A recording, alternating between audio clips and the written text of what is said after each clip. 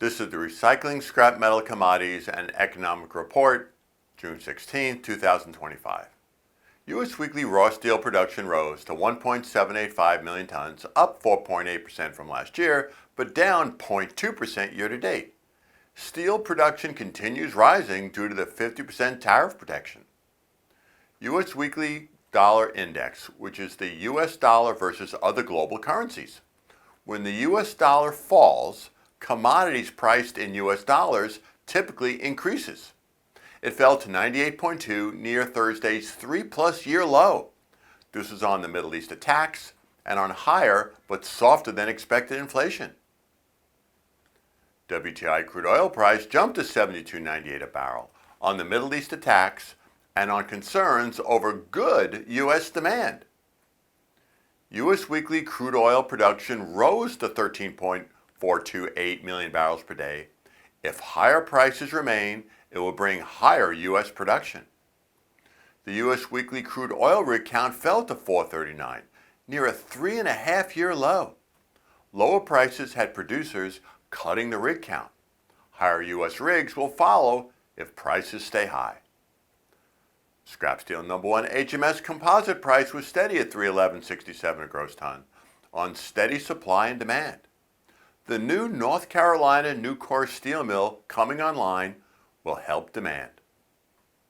Hot rolled coil steel price fell to $43.10 per hundredweight, which is $8.62 a ton, despite the new added 25% tariff.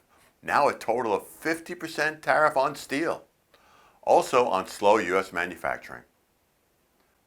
Copper weekly price fell to $4.75 a pound on the Middle East attacks and on U.S. threats of increased unilateral tariffs on top of the current 10%. Aluminum weekly price rose slightly to $1.14 a pound, which is $25.06 a metric ton, on the same Middle East attacks effect on the global economy. Also on the threats of increased unilateral tariffs on all products we just talked about. China's May balance of trade widened to a positive $103.22 billion as exports increased 4.8% year over year and imports fell 3.4%. Exports to the U.S. plunged 34.5% as imports from the U.S. fell 18.1%. In January through May, China had a record surplus as exports rose 6% and imports fell 4.9%. U.S. weekly initial jobless claims were steady at 248,000, but were the highest since October. The 4-week moving average was the highest in about 2 years. This is a sign the economy is slowing. Note that government layoffs were only 561.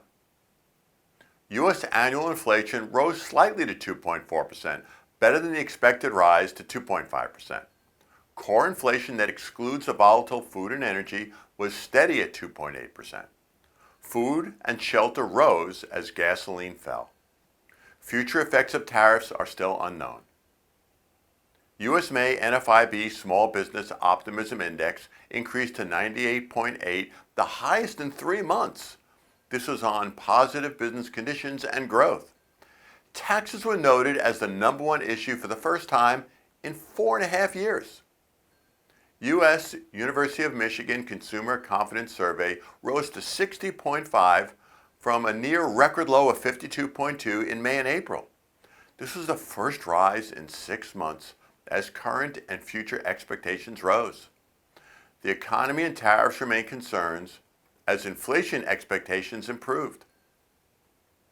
Wall Street's Dow Jones Industrial Average fell 585 points to 42,198.